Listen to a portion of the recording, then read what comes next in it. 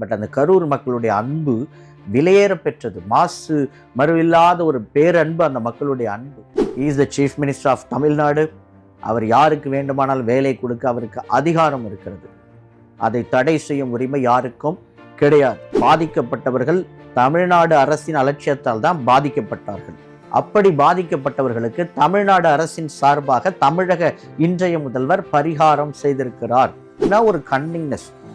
முதல்வரா இல்லைனாலும் கரூர்ல கால் வைக்க கூடாது, முதல்வராக ஆனாலும் கரூர்ல கால் வைக்க. அப்படி என்ன கரூர் இந்தியாவிலே கிடையாதா? அது என்ன ரஷ்ய நாட்டு இடமா இல்லை அமெரிக்காவுடைய இடமா? ஒரு இந்திய குடிமகனுக்கு ஒரு இந்தியாவில் இருக்கிற ஒரு இடத்துக்கு போக உரிமை இல்லையா? அதர் ஸ்டேட்டுக்காரன் கரூர்ல வேலை செய்வான். தமிழ்நாட்டுடைய முதல்வருக்கு தான் கரூருக்குள்ள கால் வைக்க உரிமை இல்லையா? அதிகாரம் இல்லையா?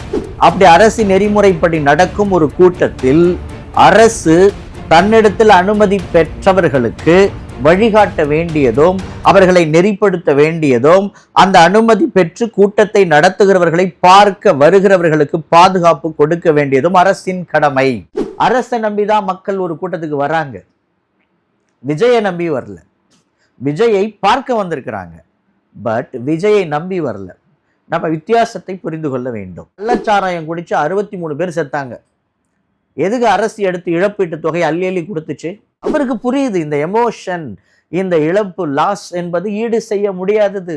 எதிரியின் கூட்டத்துக்கு அவர்கள் போனாலும் கூட அவர்கள் உயிருக்கு பாதுகாப்பு கொடுக்க வேண்டியது எங்கள் கடமை என்றுதான் ஒரு அரசு, நல்ல அரசு சிந்திக்க வேண்டும்.